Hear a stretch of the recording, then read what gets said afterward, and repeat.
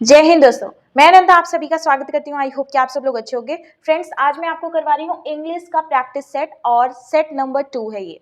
तो ये जितने भी क्वेश्चंस करवा रही हूँ सारे ही PYQs हैं जो कि SSC GD स्टेनो CPO से लेकर CHSL CGL तक में पूछे गए हैं। चलिए स्टार्ट करते हैं। इसमें क्या है, सबसे पहला है कि आपको करेक्ट अल्टरनेटिव चूज करना है कि अंडरलाइन वाला जो पार्ट है इसकी जगह ये होगा, ये होगा, ये होगा या फिर नो इम्प्रूवमेंट होगा।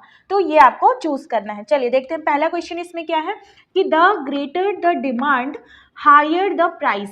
अब यहाँ पे जो अंडरलाइन पार्ट है उसकी जगह पे हाई होगा, द हाई होगा या फिर द हायर होगा या फिर नो इम्प्रूवमेंट होगा। अब देखिए यहाँ पे ये कैसे स्ट्रक्चर दिख रहा है। देखिए द हायर ये क्या है और ये क्या है, कंपैरेटिव डिग्री है ना, हायर और ग्रेटर। ठीक है, दो कंपैरेटिव डिग्री है ना, इसका मतलब यहाँ पे डबल कंपैरेटिव डिग्री का स्ट्रक्चर यूज होगा। देखिए डबल कंपैरेटिव डिग्री का स्ट्रक्चर ऐसे यूज होता है, द प्लस कंपैरेटिव डिग्री, ठीक है, कंपैरेटिव डिग्री प्लस फिर उसके बाद सब्जेक्ट फिर वर्ब। ठीक है, अब ये एक सेंटेंस ये हो गया। ठीक, अब इसी के साथ जो कॉमा के बाद वाला होगा ना, कॉमा के बाद वाला भी ऐसा ही होगा, द प्लस कंपैरेटिव डिग्री, ठीक है, फिर प्लस सब्जेक्ट प्लस वर्ब। अब कहने का मतलब ये है कि कोई भी चीज समान मात्रा में बढ़ेगी और समान मात्रा में ही घटेगी। जैसे the greater the demand, the, अब यहाँ पे क्या होना चाहिए, द होना चाहिए। क्यों द होना चाहिए? इस डबल कंपैरेटिव डिग्री के स्ट्रक्चर के हिसाब से। देखिए समान मात्रा में कोई चीज बढ़ेगी और समान मात्रा में ही ये घटेगी। ठीक है, तो ये एडजेक्टिव का कौन सा रूल है?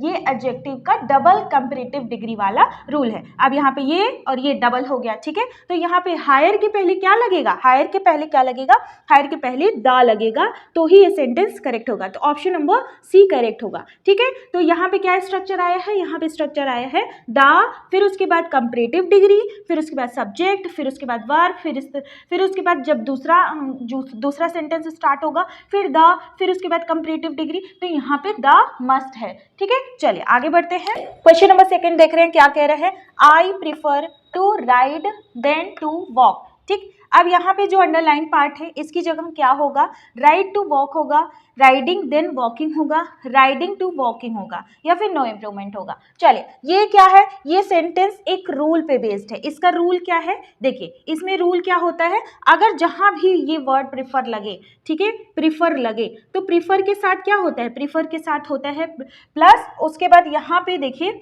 यहाँ पे होगा नाउन, ठीक है, नाउन या फिर प्रोनाउन या फिर जीरेंड। ठीक है, जीरेंड, फिर प्लस, फिर टू, फिर हो गया नाउन, फिर प्रोनाउन, फिर उसके बाद जीरेंड। ठीक है, देखिए अब ये आपको कैसे समझना है। देखिए यहाँ पे क्या होगा, आई, ये सब्जेक्ट तो हुआ ही से हुआ। ठीक है, सब्जेक्ट प्लस प्रिफर अगर है यहाँ पे, तो या प्रिफर के बाद जस्ट बाद क्या आना चाहिए, नाउन आना चाहिए या फिर प्रोनाउन आना चाहिए या फिर जीरेंड आना चाहिए। जीरेंड में क्या होता है, ING होता है ना, वर्ब में ING होता है तब जीरेंड होता है। यहाँ पे क्या है, यहाँ जीरेंड नहीं दिया गया है और ना ही तो नाउन दिया गया है, ना ही प्रोनाउन दिया गया है, टू और राइड दिया गया है ना, तो यहाँ पे क्या होगा, यहाँ पे जीरेंड होगा। इसका मतलब ये जो राइड है इसकी जगह क्या होगा, राइडिंग होगा। क्या होगा, राइडिंग होगा। ठीक है, अब यहाँ पे एक जीरेंड आ गया, फिर उसके बाद देन की जगह क्या होगा, टू होगा। ठीक है, देन नहीं होगा, यहाँ पे टू होगा इस स्ट्रक्चर के हिसाब से। उसके बाद फिर क्या होगा, या तो नाउन, अगर देखिए यहाँ जीरेंड है तो इधर भी जीरेंड, इधर नाउन है तो इधर भी नाउन, इधर प्रोनाउन तो इधर प्रोनाउन। अब देखिए यहाँ जीरेंड है ना, तो जीरेंड के अगर यहाँ पे है तो यहाँ पे क्या हो गया, वॉकिंग हो जाएगा। क्या हो जाएगा, वॉकिंग हो जाएगा। ठीक है, तो इस हिसाब से क्या हो जाएगा, I prefer riding to walking हो जाएगा। ठीक, राइडिंग टू वॉकिंग हो जाएगा, ये एडजेक्टिव का रूल है। ठीक, अब देखिए जो सेकंड केस है इसमें, देखिए सेकंड केस में भी अगर जिसमें देन होता, अगर यहाँ पे देन होता तब क्या होता, यहाँ देखिए यहाँ पे सब्जेक्ट है, ठीक है, और उसके बाद फिर प्रेफर है। ठीक है, प्रेफर हो गया, फिर क्या होता, फिर टू होता, फिर वर्ब होता, वर्ब की फर्स्ट फॉर्म, फिर उसके बाद क्या होता, यहाँ पे टू और वर्ब की फर्स्ट फॉर्म। उसके बाद अगर देन होता, अगर हमें देन कंसीडर करना होता तो रेदर देन होता। ठीक है, रेदर देन, रेदर देन होता तब फिर क्या होता, तब फिर वर्ब होता, ठीक है, तब फिर क्या होता, वर्ब होता। तो यहाँ पे क्या होगा, यहाँ पे क्या होगा, अगर यहाँ पे देन होता तो यहाँ पे हमें क्या होता, रेदर देन होना चाहिए था और टू प्लस वर्ब, और यहाँ पे ये वाला टू नहीं होता, लेकिन ये वाला स्ट्रक्चर यहाँ पे नहीं था। यहाँ पे कौन सा स्ट्रक्चर था, राइडिंग टू वॉकिंग वाला, मतलब जीरेंडिस में था, ठीक है। तो आई होप कि आपको ये समझ में आया होगा। प्रीफर के दो केसेस थे, इससे पहले मैंने अपने अभी केसेस बतलाए हैं कि सब्जेक्ट प्लस प्रीफर हो जाएगा। पहला केस जो मैंने बताया, नाउन हुआ या फिर प्रोनाउन हुआ या फिर जीरेंड हुआ, फिर प्लस उसके बाद क्या हो जाएगा, टू, फिर उसके बाद क्या हो जाएगा, यहाँ पे नाउन हो जाएगा, फिर प्रोनाउन हो जाएगा या फिर जीरेंड हो जाएगा, ठीक। तो ये दो केसेस हुए। तो यहाँ पे कौन सा केस फिट बैठ रहा है, ये सेकेंड वाला केस फिट बैठ रहा है, ये पहला वाला केस फिट नहीं बैठ रहा है, ठीक है। चलिए आगे बढ़ते हैं, देखते हैं क्वेश्चन नंबर थर्ड क्या कह रहा है। थर्ड कह रहे the worker went on strike asking for better पे एंड सर्विस कंडीशन। जो वर्कर हैं वो स्ट्राइक पे चले गए हैं और क्या क्या मांग रहे हैं, क्या मांग रहे हैं, सर्विस कंडीशन अच्छी और बेटर पे मांग रहे हैं, ठीक है। तो आस्किंग फॉर मतलब होता है किसी से किसी चीज़ की मांग करना, ठीक है। तो यहाँ पे रिक्वेस्ट तो कर नहीं रहे हैं भाई, रिक्वेस्ट नहीं कर रहे हैं, क्या कर रहे हैं, यहाँ पे डिमांड कर रहे हैं, मतलब मांग रहे हैं, उनकी ये डिमांड है। तो ऑप्शन नंबर कौन सा करेक्ट हो गया, ऑप्शन नंबर बी करेक्ट हो गया। नीडिंग नहीं होगा, ठीक है, ना तो यहाँ पे रिक्वेस्ट हो रहा है ना तो यहाँ पे नीड हो रहा है, यहाँ पे क्या हो रहा है, वो मांग रहे हैं कोई चीज, ठीक है। तो ऑप्शन नंबर बी करेक्ट हो गया। तो आस्किंग फॉर का जो एग्जैक्ट मीनिंग है वो क्या आता है, डिमांडिंग, ठीक है। चलिए आगे बढ़ते हैं। क्वेश्चन नंबर 4 कह रहा है कि the teacher was angry at his student. अब यहाँ पे जो एंग्री एट है इसकी जगह क्या होगा, एंग्री विथ होगा, एंग्री अगेंस्ट होगा, एंग्री विदाउट होगा या फिर नो इम्प्रूवमेंट होगा। कह रहा है कि टीचर जो है स्टूडेंट के ऊपर गुस्सा है, ठीक है। तो अब यहाँ पे देखिए, यहाँ पे क्या हो जाएगा, एंग्री एट जो लिखा हुआ है ना, एंग्री, अब यहाँ पे एंग्री के साथ दो कंडीशन होती है, ठीक है। एंग्री के साथ क्या होती है, दो कंडीशन होती है, सारा फटाफट मैं आपको रिवाइज कर दे रही हूँ, ठीक है। एंग्री एट क्या होता है, एंग्री एट समथिंग होता है, ठीक है, समथिंग, ठीक है, एंग्री एट समथिंग और एंग्री एट सम वन, ठीक। तो एंग्री विथ समवन, तो एंग्री क्या होता है, एंग्री विथ समवन होता है, किसी से अगर कोई गुस्सा है तो क्या होगा, वहाँ पे इंसान अगर है, अगर पर्सन है यहाँ पे तो विथ लगेगा, और अगर किसी मैटर पे या किसी चीज़ पर गुस्सा है तो एट लगेगा। तो यहाँ पे स्टूडेंट क्या है, स्टूडेंट समवन है ना, स्टूडेंट कोई समवन है ना, तो यहाँ पे एंग्री के साथ एट ना लगा करके एंग्री के साथ क्या लगेगा, विथ लगेगा। तो ऑप्शन नंबर ए क्या हो जाएगा, करेक्ट हो जाएगा। तो फटाफट रिवाइज कर लीजिए। अब देखते हैं क्वेश्चन नंबर 5 क्या कह रहे हैं। Man is the only animal who can talk. तो हु की जगह क्या होगा, विच होगा, दैट होगा, हुम होगा। यहाँ पे देखिए ये जो सेंटेंस है ये स्पेशल टाइप का केस है। अब यहाँ पे स्पेशल टाइप का केस कैसे है, ये हु क्या है, हु है रिलेटिव प्रोनाउन। अगर रिलेटिव प्रोनाउन, अगर सेंटेंस में रिलेटिव प्रोनाउन आए तो रिलेटिव प्रोनाउन से जब भी पहले द ओनली आपको दिखे, द सेम दिखे, ठीक है, द सेम दिखे, ऑल दिखे, मच दिखे, ठीक है, यहाँ पे सारा चीज आप रिवीजन कर लीजिए। ऑल दिखे, मच दिखे, नोबडी दिखे, नोबडी, और समबडी, और यहाँ पे नन, और यहाँ पे दिखे एनीथिंग। तो अगर ये सारी चीजें आपको दिख रही हैं रिलेटिव प्रोनाउन के पहले, तब क्या लगेगा, तब हु नहीं लगेगा, तब यहाँ पे क्या लगेगा, यहाँ पे दैट का इस्तेमाल होगा, ठीक है, दैट का इस्तेमाल होगा। चाहे यहाँ पे एनिमल हो, चाहे लिविंग थिंग हो, चाहे नॉन लिविंग थिंग हो, ठीक है, चाहे लिविंग थिंग की बात कर रहा हो, चाहे नॉन लिविंग थिंग की बात कर रहा हो। देखिए यहाँ पे लिविंग थिंग की बात कर रहे हैं तब भी, नॉन लिविंग थिंग की बात कर रहे हैं तब भी, ठीक है। Man is the only animal who can talk, ठीक। तो कौन सा करेक्ट हो जाएगा, ऑप्शन नंबर बी क्या हो जाएगा, करेक्ट हो जाएगा। अब इसी को लेकर के हम एक और एग्जाम्पल देखते हैं, एग्जाम्पल देख करके आपको क्लियर कर देते हैं। जैसे अब यहाँ पे होगा all which glitter is not gold, ठीक है। अब आपको क्या दिख रहा है, ये रिलेटिव प्रोनाउन दिखा ना, अब इसके पहले ऑल दिखा, यहाँ पे ऑल है ना, ऑल दिखा। जब आपको ऑल दिख गया तो यहाँ पे विच की जगह क्या होगा, दैट होगा, ठीक है, विच की जगह क्या होगा, दैट होगा, चाहे यहाँ पे नॉन लिविंग थिंग की ही बात क्यों ना हो रही हो, ठीक है। चलिए लिविंग थिंग की बात हो रही होगी तब भी, नॉन लिविंग थिंग की बात हो रही होगी तब भी, वो कोई भी उसका रिगार्ड नहीं है, ठीक है। तो विच की जगह क्या हो जाएगा, दैट हो जाएगा, ठीक। चलिए आगे बढ़ते हैं। पे आ गया है एरर ढूंढना है आपको, तो आपको अलग अलग पार्ट में देखना है कि एरर है किसमें। ठीक, चलिए देखते हैं इसमें सेंटेंस क्या दिया गया। If I was you I would not attend the function. तो यहाँ पे इफ से स्टार्ट है, इफ से स्टार्ट है, इसका मतलब ये कौन सा सेंटेंस है, ये कंडीशनल सेंटेंस है। ठीक है, कंडीशनल सेंटेंस है। कंडीशनल सेंटेंस क्या होता है, इफ से स्टार्ट होता है। अब इफ से स्टार्ट होने वाले सेंटेंस का जो स्ट्रक्चर होता है वो क्या होता है, इफ होता है, इफ होता है प्लस यहाँ पे पास्ट इंडेफिनिट होता है, पास्ट इंडेफिनिट, और उसके बाद फिर यहाँ पे कॉमा, फिर आई या फिर सब्जेक्ट आप लिख सकते हैं, सब्जेक्ट प्लस ये देखिए सब्जेक्ट, फिर यहाँ पे वुड होता है, वुड होता है, उसके बाद फिर वर्ब। तो ये क्या होता है, ये जो है कंडीशनल सेंटेंस का स्ट्रक्चर है। तो कंडीशनल सेंटेंस में क्या होता है कि ये एक काल्पनिक सेंटेंस है, मतलब ये एक इमेजिनरी सेंटेंस है, इसका वास्तविकता से कोई लेना देना नहीं है। ये कह रहा है कि if I was you I would not attend the function, अगर मैं तुम होता तो मैं फंक्शन को नहीं अटेंड करता। तो ये बताइए कोई दूसरा कैसे हो सकता है, जैसे मैं ये कहती कि मैं अगर तुम्हारी जगह होती तो मैं ऐसा नहीं करती।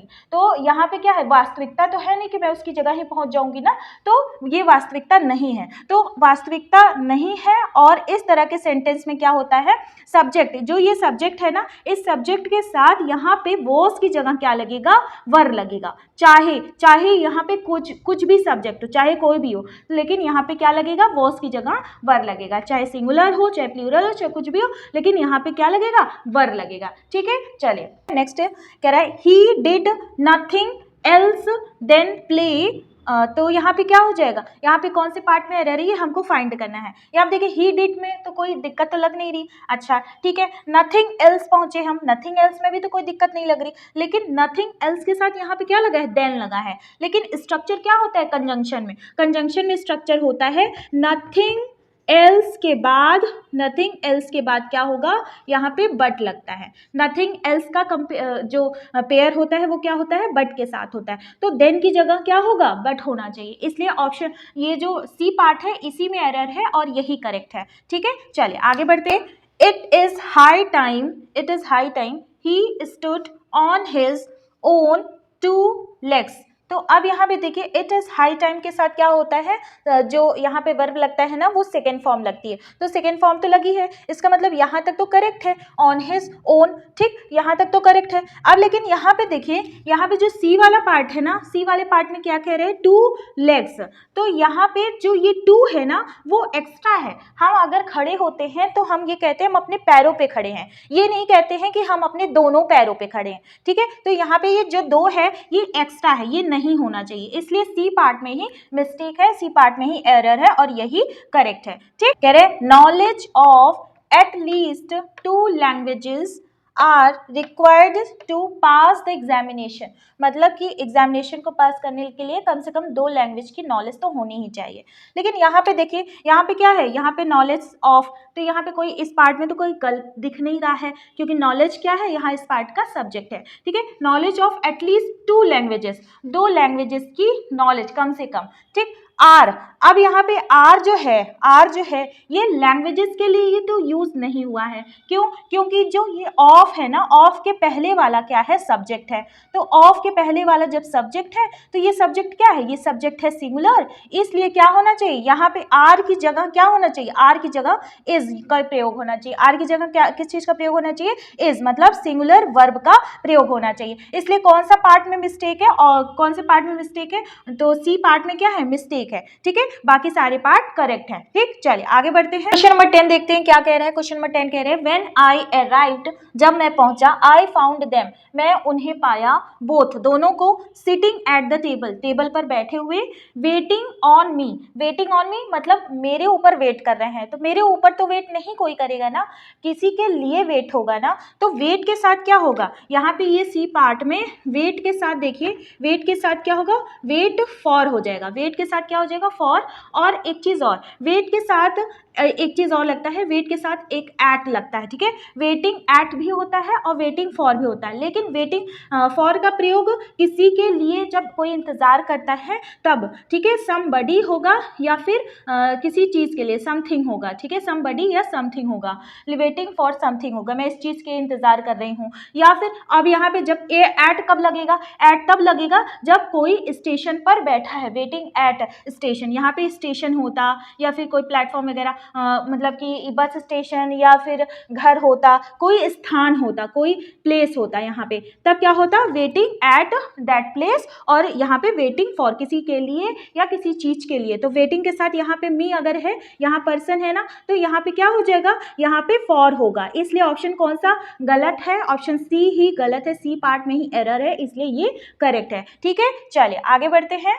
अब क्वेश्चन नंबर 11 क्या कह रहे हैं, one who knows many languages, ये क्या है, ये वन वर्ड सब्स्टिट्यूशन है, ठीक है, वन वर्ड सब्स्टिट्यूशन है, तो कौन सा इसमें होगा, ठीक है, कौन सा वन वर्ड इसमें बोला जाएगा, one who knows many languages, जो बहुत सारी भाषाओं को जानता है उसको क्या कहते हैं, देखिए उसको लिंग्विस्ट कहेंगे, पॉलीग्लॉट कहेंगे, या ट्रांसलेटर, या फोनेटिशियन कहेंगे। तो देखिए मैं यहाँ पे सिर्फ और सिर्फ आपको टिक करा के नहीं छोड़ूंगी, सबका मीनिंग बताऊंगी, ताकि अगली बार जब ये कंपेयर आए, कहीं अगर फिल करना हो तो लिंग्विस्ट का मतलब पता हो, फोनेटिशियन का मतलब पता हो, पॉलीग्लॉट का मतलब पता हो, ठीक है। तो लिंग्विस्ट क्या होता है, लिंग्विस्ट एक ऐसा इंसान जिसको किसी एक पर्टिकुलर भाषा की जो ग्रामर होती है वो सारी चीज़ें उसको आती है, मतलब कोई इंसान ऐसा जो किसी एक सब्जेक्ट में बहुत ज्ञानी हो, ठीक है, तो उसकी ग्रामर से लेकर के उसको हर एक चीज़ आती हो, ठीक है। अब यहाँ पे बात आती है ट्रांसलेटर की। ट्रांसलेटर तो सभी को पता है कि एक लैंग्वेज से दूसरी लैंग्वेज में कन्वर्ट करने वाले को कहते हैं।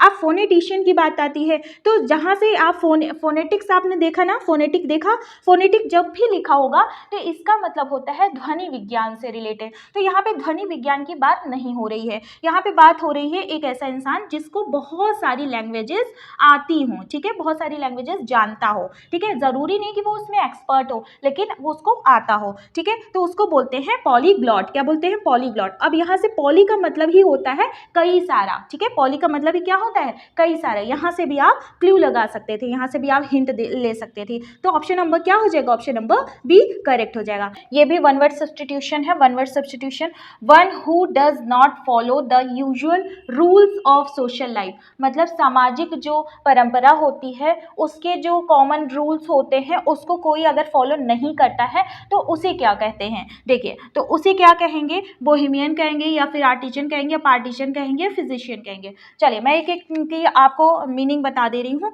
यहाँ पे आर्टिजन का मतलब होता है जो अपने हाथ की कलाकारी करके, कारीगर जो होते हैं, मिस्त्री वगैरह, जो अपने हाथों की कला यूज करते हैं उन्हें बोलते हैं आर्टिजन। अब यहाँ पे ये आ गया पार्टीजन, PARTISAN है, ठीक है, ध्यान दीजिएगा ये पार्टीजन है।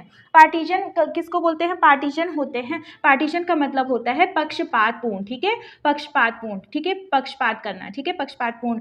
और यहाँ पे फिजिशियन, देखिए ये जो ऑप्शन नंबर डी है ये फिजिशियन है, तो फिजिशियन वगैरह किस चीज़ की कैटेगरी में आ गया, डॉक्टर की कैटेगरी में आ गया, और ये कारीगर की कैटेगरी में आ गया। ना तो यहाँ कारीगर की बात हो रही है, ना तो यहाँ किसी पक्षपात की बात हो रही है, ना तो यहाँ किसी डॉक्टर की बात हो रही है, यहाँ उसकी बात हो रही है जो क्या करता है, समाज के जो नियम है उसको फॉलो नहीं करता है, ठीक है, तो उसको बोलते हैं बोहेमियन। क्या बोलते हैं, बोहेमियन बोलते हैं, BOHEMAIN, ठीक है, MIAN, ठीक है। चलिए ये हो गया आपका ऑप्शन नंबर 1 करेक्ट हो गया। क्वेश्चन नंबर 13 क्या कह रहे हैं, 13 कह रहे हैं प्लेसिंग थिंग बिसाइड अनदर, मतलब कोई चीज ऐसी रखी हुई है और उसके बगल में कोई चीज रखने को हम क्या कहते हैं, ठीक है, किसी चीज को किसी चीज के बगल रखने के लिए हम क्या कहते हैं, इस शब्द को क्या बोलेंगे। देखिए अब यहाँ पे ऑप्शन नंबर ए है, ए क्या है, इम्पोज है, तो इम्पोज का मतलब होता है किसी चीज पर आरोप लगाना, आरोप लगाना, ठीक है, तो आरोप लगाना होगा, या किसी चीज के ऊपर कोई चीज थोपना, ठीक है, तो इम्पोज हो गया।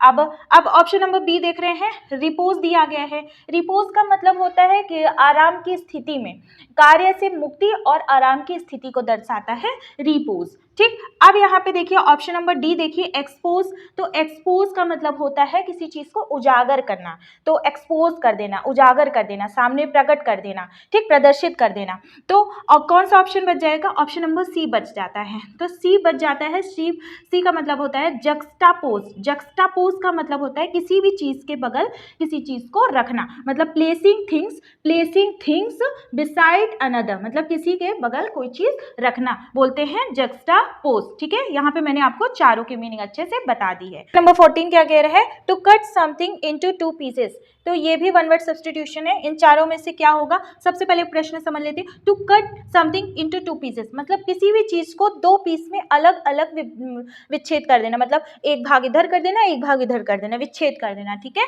तो इसका मतलब क्या होता है? देखिए ऑप्शन नंबर ए चेक करते हैं। ऑप्शन ए में क्या है? स्पेलिंग ध्यान दीजिएगा, SEVERE। तो SEVERE क्या होता है? सीवियर होता है। सीवियर क्या होता है? तीव्र होता है। सीवियर का अर्थ क्या होता है? तीव्र होता है या फिर कठोर होता है ना, मतलब बहुत ज़्यादा कठोर या ऐसी आर्थिक तंगी टाइप की जब सेंटेंस होती है तो उसमें हम क्या यूज़ करते हैं? सीवियर का यूज़ करते हैं। चलिए अब यहाँ पे ऑप्शन नंबर सी देखते हैं। ऑप्शन नंबर सी में क्या है? SEWER है। तो ये क्या है? सीवर है। तो सीवर क्या होता है? जो भूमिगत नाले होते हैं, भूमिगत नाले होते हैं ना, उनको बोलते हैं सीवर। ठीक है, तो भूमिगत नालों को बोलते हैं सीवर। और SOW, सो मतलब होता है बुआई करना, मतलब बोना, खेत में बोया जाता है ना बीज को, तो उसे ही बोलते हैं सो। ठीक है, बुआई करना। ठीक है, अब जो है यहाँ पे बच जाता है ऑप्शन नंबर बी। तो ऑप्शन नंबर बी ही क्या होगा? करेक्ट होगा। ठीक है, तो देखिए कितने ज़्यादा माइन्यूट यहाँ पे डिफरेंस है जो कि आपको पता होने चाहिए। तो SEVER होता है किसी भी चीज को दो भाग में विच्छेद करना, अलग करना। ठीक है, तो क्या हो गया? SEVER, option number B correct हो जाएगा। क्वेश्चन नंबर 15 पे आते हैं। ये भी वन वर्ड सब्स्टिट्यूशन है। इसमें से कौन सा करेक्ट होगा ये आपको बताना है। Act of deceiving somebody in order to make money, किसी के साथ हम धोखा करके उसको मनी के लिए हम उसको धोखा दें। ठीक है, तो ऐसा हम कोई काम करें, हम ना करें, मतलब कि ऐसा ये एग्जाम्पल दिया हुआ है कि ऐसा काम करना कि किसी के साथ धोखा करना, और धोखा किस लिए करना? सिर्फ और सिर्फ मनी प्राप्त करने के लिए धोखा करना। तो इसको क्या बोलते हैं? इसको क्या बोलते हैं? अब चलिए पहले सारे ऑप्शंस पे हम देखते हैं। ऑप्शन नंबर बी देखिए, यहाँ पे क्या रहा है? रॉबरी। रॉबरी का मतलब होता है डकैती। रॉबरी का मतलब होता है डकैती, और जब डकैती पड़ती है ना तो जरूरी नहीं कि पैसा ही यहाँ पे चुराया जाए, तो पैसा ही जरूरी नहीं होता है चुराया जाए। यहाँ पे क्या होता है? यहाँ पे गहने, कपड़े, जो भी होता है डकैती में, वो सारी चीजें आती है। तो ऑप्शन नंबर बी यहाँ पे नहीं होगा। ठीक, अब पिक पॉकेट। पिक पॉकेट क्या होता है? जो छुटर पुटर चीज़ें चुराई जाती हैं, जैसे कोई जेब कतरे होते हैं ना, वही उसी को बोलते हैं पिक पॉकेट। जैसे कोई कहीं जा रहा है तो जेब कतरा जो होते हैं, जेब काट लेते हैं, उसे बोलते हैं पिक पॉकेट। अब यहाँ पे option number D. Option number D क्या है? थेफ्ट। थेफ्ट मतलब होता है चोरी। ठीक है, तो अब यहाँ पे भी ये क्लैरिफाई नहीं किया गया है किस चीज़ की चोरी का। घर में वालों को कोई घुसा और फ्रिज चोरी कर लिया, या फिर इसी तरह की चीज़ें कुछ भी चोरी कर लिया, चोरी तो चोरी, ठीक, छोटी बड़ी कोई भी चोरी। तो अब यहाँ पे लेकिन जो आपका क्वेश्चन है, क्वेश्चन कह रहा है कि मनी को बनाने के लिए कि एक ऐसा काम करना कि किसी को हम धोखा दे रहे हैं। जैसे कोई मान लीजिए किसी जगह LIC वगैरह करा रहा है और उसका LIC भर नहीं रहा है, बार बार उससे ले रहा है पैसे ना, तो क्या कर रहा है? वो एक तरह का फ्रॉड कर रहा है। क्या कर रहा है? फ्रॉड कर रहा है। तो फ्रॉड वगैरह कहाँ पे होता है यूज? फ्रॉड वगैरह बैंकिंग सेक्टर में होता है। ठीक है, तो यहाँ पे कौन सा ऑप्शन करेक्ट हो जाएगा? ऑप्शन नंबर ए करेक्ट हो जाएगा। देखिए कितना माइन्यूट डिफरेंस है जो मैंने आपको बता दिया। फ्रेंड्स, तो आज का क्वेश्चन देख लीजिए जो आपको सॉल्व करना है खुद से। ये PYQs का ही है। Choose wrongly spelled word. इसमें से इस 4 वर्ड में से जो भी गलत स्पेलिंग है जिसकी, उसको आपको क्या करना है? चूज करना है। चलिए पढ़ देते हैं आपके लिए। Eminent, EMINENT, ELOQUENT, eloquent. Eminent, IMINENT, EXUBERANT, exuberant. तो ठीक है, इन चारों ऑप्शंस में से जो रॉन्गली स्पेल्ड है उसको आप बताइएगा कि कौन सा गलत है, और इसकी करेक्ट स्पेलिंग क्या होना चाहिए, कमेंट सेक्शन में लिख के बताइएगा। ठीक है, तो फिर मिलते हैं नेक्स्ट क्लास के साथ। तब तक के लिए बाय बाय, टेक केयर, नमस्कार, जय हिंद।